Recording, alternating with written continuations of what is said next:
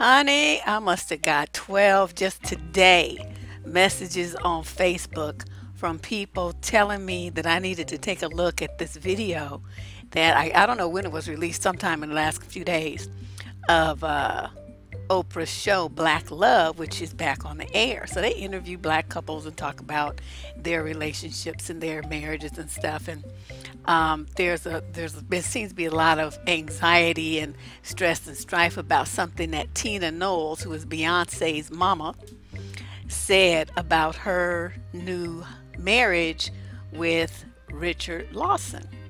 Now, you know, things, having worked in television and radio, I know how they can take shit out of context. They will pull out stuff that they think is going to get them some views. They will misquote you and misinterpret you and put shit together that you didn't say. And, you know, so you need to know the context for how someone said something before you jump to a conclusion.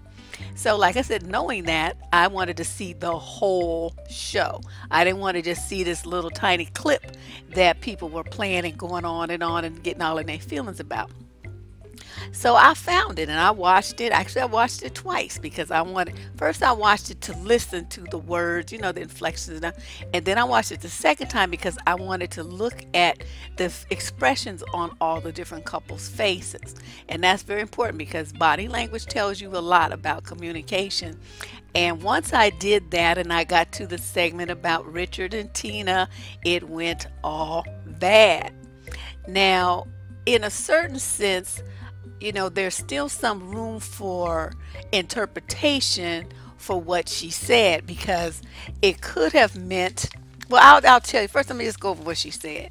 Okay, so the full quote, she says, at 59, I moved to a new city, got a new car, a new man, a new life, and it is possible. So she's like telling women, you know, don't think because you're 59, 60 years old, that it's too late for you to find love. So she says, I envisioned the man I wanted. I prayed for that type of man that I wanted, and I got pretty much that. Okay, this is what she said, pretty much that. She didn't say exactly that. So then she says, is he perfect? Absolutely not. But then she followed up and said, but he has a lot of the qualities that I love.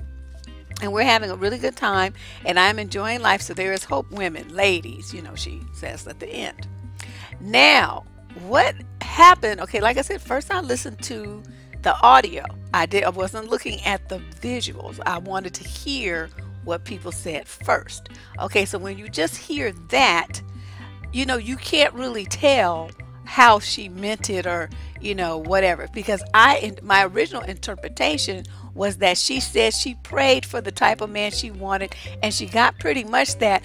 And is he perfect? I took that to mean, is he perfect, the perfect man that she prayed for? Like everything that she paid for, is he that thing that she prayed for? And the answer is no. So is he perfect in that he matches everything that was on her checklist that she prayed for? No. So I didn't take it to be a bad thing. You know, I mean, it's just like, okay, well, that's what happens. I mean, you know, there's always some compromise. You pray for whatever, and then you get, you know, 90% of it, and then you just make do with the other 10. That's how I took it. So I didn't see where everybody was all in their feelings.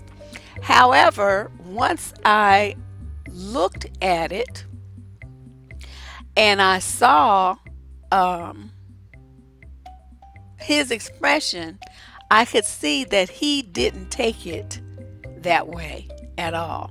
Not only couldn't take it that way because when I put together what she said with what I saw on the second run through, I just wanted to do a face palm. It's like, heifer, what the fuck were you thinking that you were doing? I mean, you just did the most. She was all kinds of extra to emphasize his imperfections. And so when she says, you know, is he perfect? You know, I prayed for the type of man I wanted. I got pretty much that. Is he perfect? Absolutely not. Okay, so he stopped and he looked at her with this questioning expression. No. And she says no. Okay, this is when she went left. She just could. Okay, she said no. And then she did this eye roll and she gonna hit his leg. and doing all this stuff, and so then bending all around and everything just to emphasize her point that he's not Mr. Perfect, and with the eye roll and all this stuff.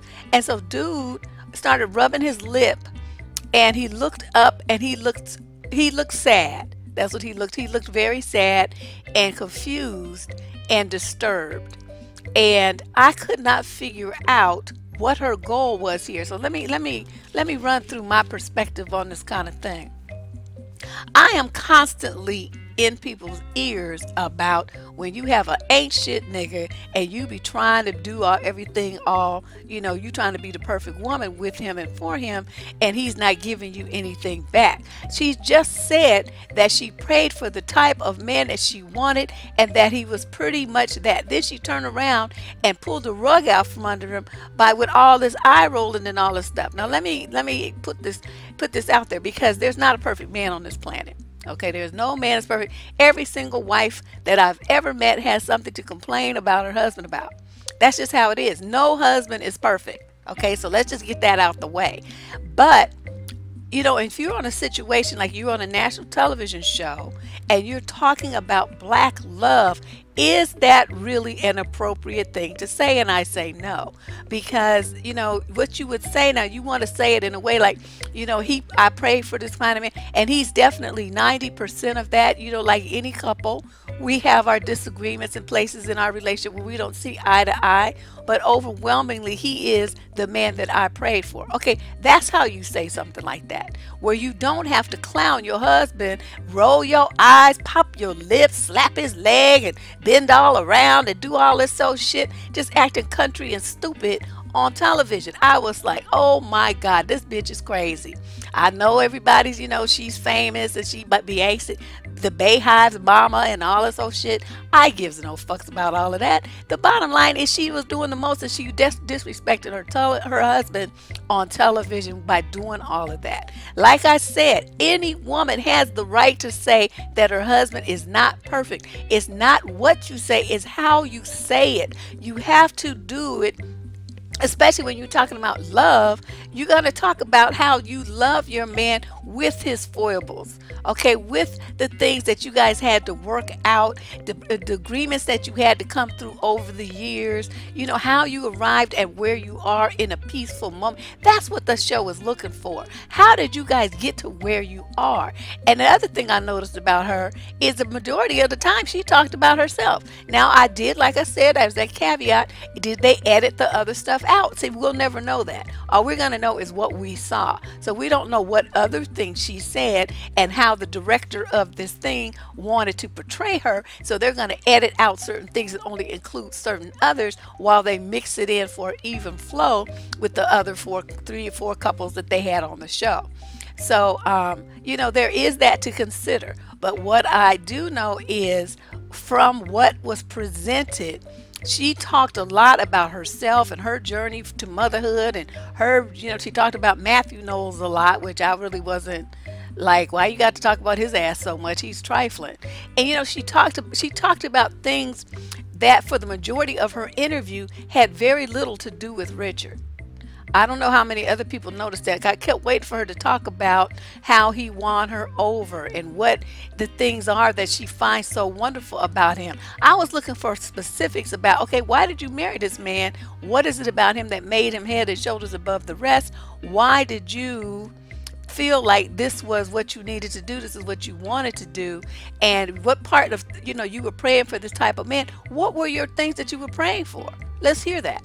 But she didn't say any of that. She kept talking about herself. So I would caution anybody, don't, when you see these videos, people ranting and raving about what she said and they going in on her and all of this stuff. What she said was slightly inappropriate. It could have been worded better. But like I said, I don't know any married woman who at some point is not going to roll her eyes about her husband and what he does and some bad habits he has or some weirdness he does, things he says, little strange habits and whatnot.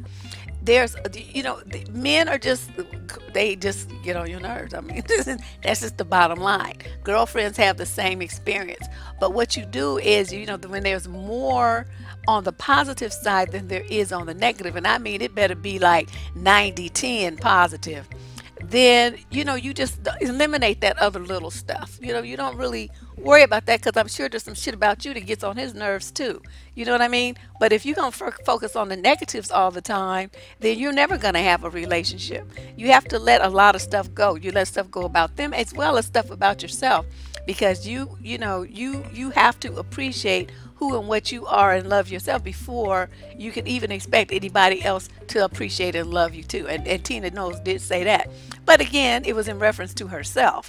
So I don't know about this woman. I sat there and I looked at that, and I even slowed it down so I could look at every frame at her, her various lip positions and how she was doing the stuff.